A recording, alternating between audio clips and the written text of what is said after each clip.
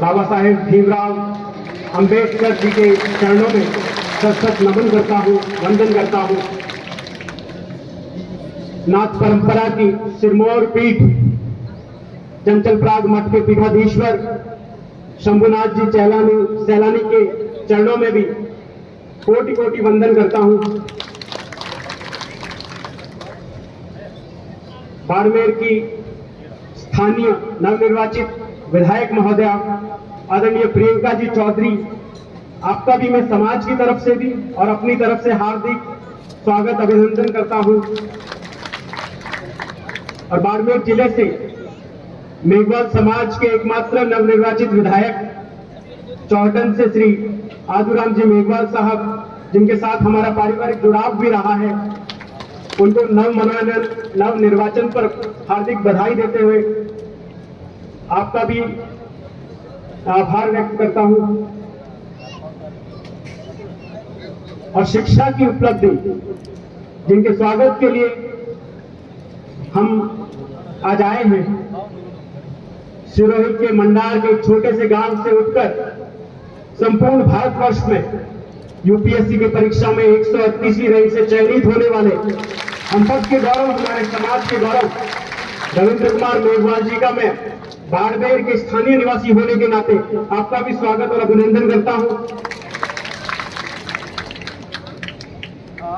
इस संस्थान के अध्यक्ष और समाज सेवा में सक्रिय रहने वाले डॉक्टर राहुल जी का मैं आभार व्यक्त करता हूं कि आपने मुझे यह अवसर दिया, यहां आमंत्रित किया कि मैं इस विशाल प्रांगण में बैठे आप सब लोगों के माध्यम में, आप सब लोगों के समक्ष अपने विचार प्रस्तुत कर पाऊं। पूरी टीम जो MS4 की टीम है, जसराज जी और भी इनकी संपूर्ण जो है टीम, उन सबका मैं हार्दिक आभार व्यक्त करता हूं। यहाँ के प्रथम नागरिक और स्थानीय जिला प्रमुख महेंद्र जी चौधरी विराजे हैं, आपका भी मैं हार्दिक स्वागत करता हूं। और बाड़मेर की इस धरती पर अनहद आह्लाद से उल्लासित और स्पंदित इस काव्य पांडाल में मौजूद तमाम मातृशक्ति का, मेरे अपने बड़े बुजुर्गों का और मेरे सबसे जो होनहार प्रतिभाओं का सम्मान किया गया, ऐसे युवा साथियों का भी मैं हार्दिक स्वागत और अभिनंदन करता हूं। जिस तरीके से आज मैं देख रहा था जो प्रतिभा सम्मान हो रहा था और जिस तरीके की लाइन लगी हुई थी, चाहे 3rd ग्रेड के हो, चाहे नीट की प्रतिभाएं, हम जिस समाज से आते हैं, हम सोच नहीं सकते थे आज से 15-20 वर्ष पहले कि इंजीनियरिंग में जो टेक्नो प्रोफेशन है या MBBS में हमारे समाज से इतने सारे लोग निकलेंगे। मुझे वास्तव में गर्व की अनुभूति हुई है। मेरे अपने चयन से ज्यादा जो नई प्रतिभाएं आ रही है, मुझे लगता है मैं इस बात से बहुत आश्वासित हूं कि हमारे समाज का भविष्य बहुत उज्जवल है।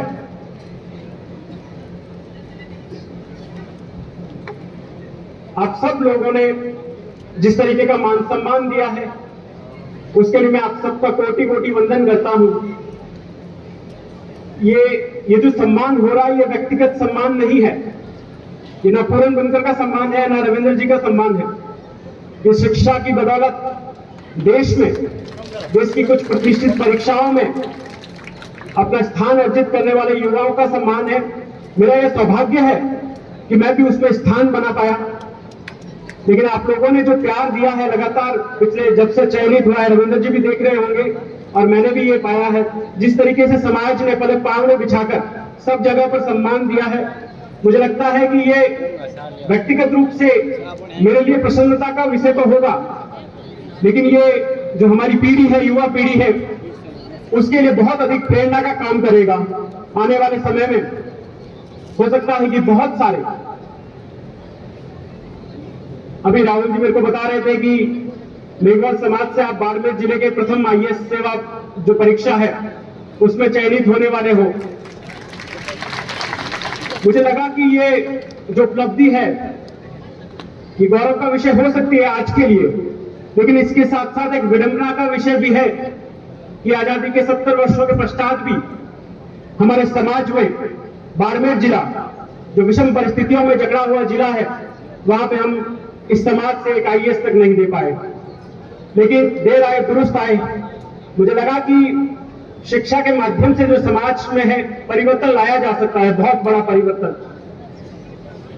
और ऐसा परिवर्तन सिर्फ इसलिए नहीं कि किताब में पढ़ा था, हमने ये देखा है कि केवल शिक्षा की बदौलत बाबा साहेब अम्बेडकर ने जो कर दिखाया, शायद वो हम हजारों वर्षों भी प्रयत्न करते तो वो नहीं कर पाते। तो ये शिक्षा ही थी जिसके माध्यम से उन्होंने एक संवैधानिक व्यवस्था की, समाज के दबे कुचले मजलूम जो समुदाय है, जो कभी सोच नहीं सकते थे कि वो किसी के समक्ष खड़े भी हो सकते हैं, वो इस सार्वजनिक मंचों पर भाषण देने लायक बने हैं, तो वो बाबा साहेब के बदौलत बने हैं, वो शिक्षा की बदौलत बने हैं। और वहीं से एक सपना था कि नौकरी बहुत सारी की जा सकती थी, लेकिन मैंने देखा कि समाज में सबसे अधिक परिवर्तन समाज के बीच में रहकर इस सेवा के माध्यम से लाया जा सकता है। नवोदय में अपने अध्ययन के दौरान मैंने पाया कि एक जिला कलेक्टर की पावर क्या होती है। आईएएस एक जिले में भारत की सबसे बड़ी सेवा तो है ही है, लेकिन सिर्फ उसके लिए नहीं, वो समाज में धरातल पर कैसे परिवर्तन ला सकता है, जरूरतमंदों के लिए सरकारी नीतियों के क्रियान्वयन में कैसे प्राथमिकता उनको दे सकता है, और जिनको जरूरत होती है, मुझे लग रहा है कि वो ज्यादातर जो है अनुसूचित जाति, जनजाति, पिछड़े वर्गों से भी या अन्य जो गरीब वर्ग है, उनको सबसे अधिक सरकारी योजनाओं की जरूरत होती है। तो वहां पर अगर हम पहुंचेंगे तो शायद उन लोगों के लिए कुछ कर पाएंगे। मेरे पिताजी, आप सब लोग वाकिफ होंगे, 30 साल का उनका सार्वजनिक जीवन रहा, आप लोगों के बीच में रहे, और जनसेवा की प्रेरणा जो है मुझे वहीं से मिली। लेकिन मुझे लगा कि राजनीति का जो माध्यम है, वहां मैंने अपने व्यक्तित्व को सूटेबल नहीं पाया।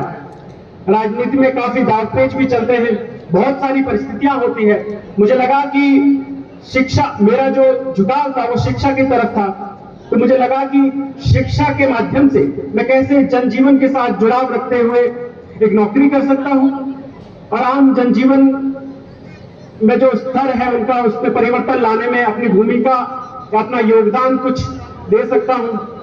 वहीं से ये सपना देखा था, और मुझे लगता है कि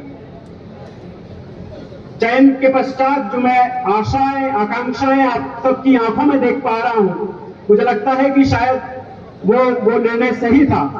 मुझे लगता है वो निर्णय सही था जो मैंने कुछ वर्ष पहले देखा था। आज बहुत सारे लोग, जब से चयन हुआ है तब से लगातार युवा विशेष रूप से पूछते हैं कि सर कैसे फॉर्म भरे जाए, कैसे तैयारी की जाए, हम लोग भी सिविल सेवा का एग्जाम देना चाहते हैं।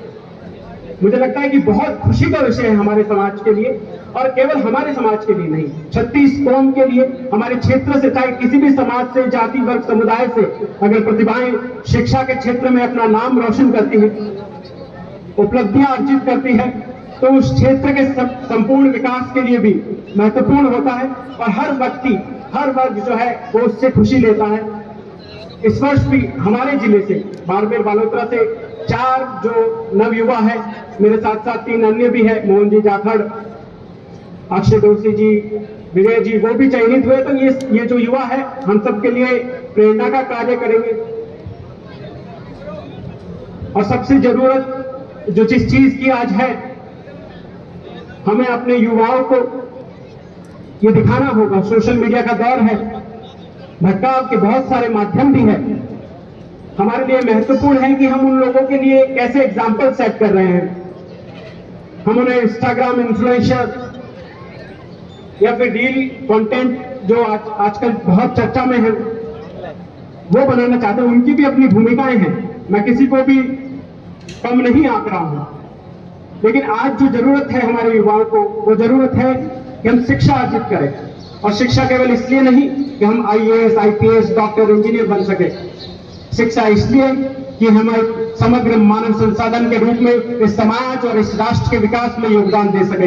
एक ऐसा मानव संसाधन बने जो समाज में वैमनस्यता को दूर करने का प्रयास करे।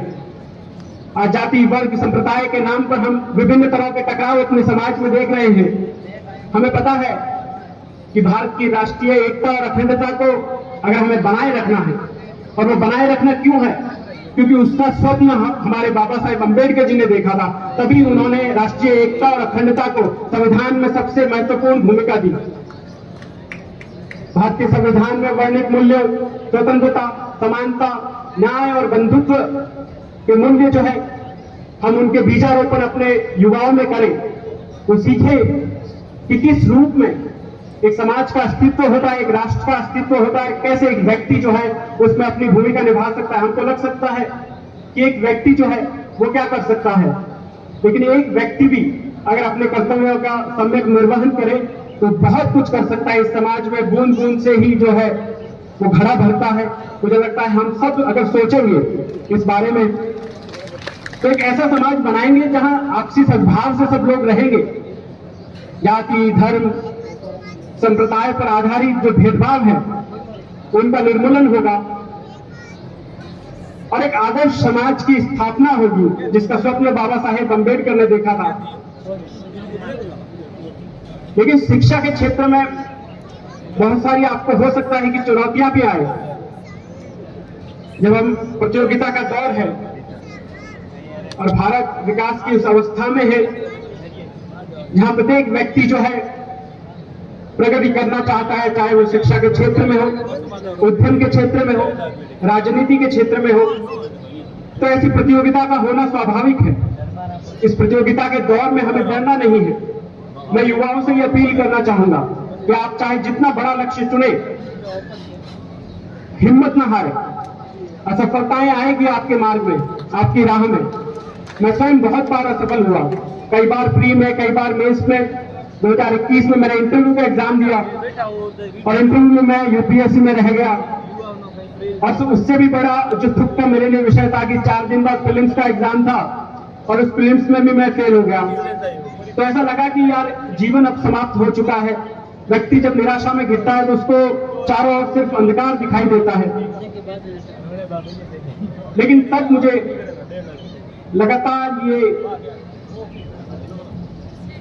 जो असफलताओं के दौर ने मुझे जो सिखाया वो लगातार प्रेरणा देते रहे कि व्यक्ति को जीवन में कभी भी धैर्य नहीं हारना चाहिए, अपने लिए लगातार प्रयास करें। हमें ये समझना चाहिए। मैं थोड़ा विस्तार से अपनी बात रखूंगा। मेरी रुचि है कि मैं जीवन और ब्रह्मांड से जुड़े जो विषय है उनके रहस्यों को जानने का प्रयास करता हूं। तो मैंने ये पाया कि जो मानव जीवन का उद्भव है वो कैसे हुआ। हजारों लाखों वर्ष तक मानव जो है वो गुफाओं, कंदराओं में सिर्फ भोजन संग्राहक के रूप में घुमा है। उसके जीवन में आईएएस, आईपीएस, विधायक, सांसद ऐसा कुछ भी बनने का स्वप्न नहीं होता होगा। तो हमने तो हजारों लाखों वर्ष ऐसे ही जिया है। तो अगर हम एक दो बार असफल हो जाएंगे तो जीवन समाप्त नहीं हो जाता है। छुप छुप अश्रु बहाने वालों, मोती व्यर्थ लुटाने वालों, कुछ सपनों के मर जाने से जीवन नहीं मरा करता है। हमेशा हमें यह सोचना है कि एक बार आप असफल होंगे तो वो आपके लिए नए अवसर, नए द्वार खुलते हैं, नई संभावनाओं के। आप अपनी कमियों पर काम करते हैं, क्योंकि जब असफलता आती है तो आपको पता है कि आपकी कमी की वजह से हमें स्वीकार करना चाहिए। व्यक्ति में सबसे पहले इतनी ईमानदारी होनी चाहिए कि वो अपनी कमियों को स्वीकार कर सके। आप हो सकता है कि आपकी मेहनत में कमी हो और मेहनत में कमी नहीं भी हो। कई बार हम मेहनत भी बहुत करते हैं, तो हो सकता है कई बार रणनीति में कमी हो। इन दोनों का सामंजस्य जब बैठता है तब व्यक्ति सफल होता है किसी भी क्षेत्र में, जीवन में। तो मेरा यही कहना है कि आप लोग लगातार प्रयास करें, नए और बड़े सपने देखें। शिक्षा के माध्यम से, चाहे उद्यम के क्षेत्र में हो, आईआईटी के क्षेत्र में हो, एमबीबीएस के क्षेत्र में हो, राजनीति के क्षेत्र में हो, नई नई सफलताएं अर्जित करें। और क्योंकि बाड़मेर जो है विषम परिस्थितियों का जिला है, कई बार ऐसा हो सकता है कि हमारे पास शिक्षा की सुविधाएं यहां पर उपलब्ध ना हो, हमें अपने घर बार छोड़ के बाहर भी जाना पड़ता है और बहुत सारी चुनौतियां पेश आती है। मैं इस मौके पर हमारे समाज के गौरव और एक हाल ही में दुखद घटना जिनके साथ घटित हुई, MBBS के छात्र लोकेंद्र जी भांदे शायद उनका नाम था, जिस तरह की दुखद आत्महत्या की घटना हुई, मैं उनको भी श्रद्धांजलि अर्पित करता हूं। लेकिन उससे दुखद घटना मुझे इस बात की हुई कि हमारे युवा जो बाहर जा रहे हैं शिक्षा अर्जित करने, चाहे दक्षिण के राज्यों में हो या अपने राज्यों को छोड़कर विभिन्न कॉलेजों में, तो हमें अपने युवाओं को इतना मजबूत बनाना होगा कि वो किसी भी तरह की परिस्थितियां हैं, बाहर के लोगों के साथ घुलने मिलने में हो, मानसिक रूप से उनको सुदृढ़ बनाए, सक्षम बनाए कि वो ऐसे क्षणिक दबावों के आगोश में आकर अपनी जीवन लीला को समाप्त ना करें। उनकी क्या परिस्थितियां रही होगी मुझे नहीं मालूम, लेकिन हमने हमारे हीरे को खोया है, तो इसलिए हमारा कर्तव्य बनता है एक समाज के नाते कि हमारे आसपास अगर ऐसी निराशाओं से, ऐसी असफलताओं से कोई जूझ रहा हो, तो एक समाज के नाते, और बुद्धिजीवी वर्ग भी यहाँ बैठे हैं, आप लोग उन्हें दिशा दिखा सकते हैं, उनको मोटिवेट कर सकते हैं। हमारा यह प्रयास रहना चाहिए कि किसी भी रूप में हमारा मानव संसाधन जो है वो व्यर्थ ना जाए। आने वाले समय जो है वो युवा पीढ़ी का समय है और भारत को संभावनाओं का देश माना जाता है। ऐसा कहा जा रहा है कि आने वाले 30 वर्षों में जो जननांकीय लाभांश जो है वो अपने चरम स्तर पर होगा, और हमारे युवा पीढ़ी अगर आगे आएगी, शिक्षा के माध्यम से योगदान देगी, तो निश्चित रूप से भारत जो है एक विकसित राष्ट्र बनने की दिशा में आगे बढ़ेगा। और उसके साथ साथ एक ऐसा समाज जहां सब साहचर्य के साथ रह सकेंगे, ऐसा समाज का निर्माण भी होगा। इसलिए इस जो जमीन को है, हमारी अपनी धरती को कई बार हमें छोड़ना पड़ता है। ये बहुत शानदार पंक्तियां हैं, एक युवा का कवि है कि सूरज जैसा बनना है तो सूरज जितना तपना होगा, नदियों सा आदर पाना है तो पर्वत छोड़ निकलना होगा। हमें अगर नदियों का ये जो आदर सम्मान मिल रहा है, इन्होंने भी अपनी जमीन को छोड़ के, अपने घर को छोड़ के बाहर गए होंगे, और मैं भी कई वर्षों से दिल्ली में तैयारी कर रहा था, और उसकी बदौलत ही कुछ हम अर्जित कर पाते हैं जीवन में। नदियों सा आदर पाना है तो पर्वत छोड़ निकलना होगा, और हम आदम के बेटे हैं, और हम आदम के बेटे हैं, क्यों सोचे राह सरल होगी, कुछ ज्यादा वक्त लगेगा पर संघर्ष जरूर सफल होगा। इसलिए मेरी आप सभी से ये गुजारिश है कि तमाम परिस्थितियां आए जीवन में, आप हार मत हम मानिए। हमारी युवा पीढ़ी को तो मुझे लगता है कि बाड़मेर जिस तरीके से कीर्तिमान स्थापित कर रहा है, इनको कुछ कहने की आवश्यकता नहीं है। मैं खुद आश्चर्यचकित ही हूँ, लेकिन ये जो है आश्चर्य, वो सुखद आश्चर्य है। मुझे बड़ा गौरव महसूस हो रहा है, बड़ा गर्व महसूस हो रहा है कि इस तरीके से जो प्रतिभाएं हैं, युवा प्रतिभाएं हैं, नीट MBBS में अपने झंडे सफलता के गाड़ रही है। मेरी उन सबको उनके उज्जवल भविष्य के लिए शुभकामनाएं। और अंत में अपनी बात को बाबा साहेब के इस कोटेशन के माध्यम से मैं विराम देना चाहूंगा कि हमारे जीवन का लक्ष्य क्या होना चाहिए। बाबा साहेब ने कहा था कि cultivation of mind should be the ultimate aim of human existence. हमारे जीवन का जो अंतिम लक्ष्य होना चाहिए वो मानव बुद्धि का विकास होना चाहिए। हम लगातार प्रयास करें कि अपनी बुद्धिमत्ता में कुछ जोड़ पाएं, हम नई किताबें पढ़ें, आज YouTube जो सोशल मीडिया है उसका सदुपयोग करें, उसके माध्यम से देश दुनिया में नए सिद्धांत क्या आ रहे हैं, चाहे विज्ञान से संबंधित हो, चाहे सामाजिक विज्ञान से संबंधित हो, नई तकनीकें क्या आ रही है, और उसको हम देश हित में, समाज हित में कैसे उपयोग ले पाएं, उस बात का ध्यान रखें। मैं तमाम जो यहाँ लोग पधारे, आप सब ने, तमाम मातृशक्ति ने, आप सब ने मुझे धैर्य से सुना, आप सब ने इतना अप्रतिम प्यार दिया, सम्मान दिया, मैं उसके लिए आप सबका हार्दिक आभार व्यक्त करता हूँ। मेघवाल समाज शिक्षण संस्थान की तमाम टीम को इस अत्यंत ऐतिहासिक और गौरवमयी आयोजन के लिए हार्दिक बधाई देता हूं, और उनका भी हार्दिक आभार व्यक्त करता हूं कि आपने हमें मान सम्मान दिया। तमाम मंचस्थ अतिथियों को इतने धैर्य से सुनने के लिए मैं आभार व्यक्त करता हूं। धन्यवाद। जय हिंद, जय भीम।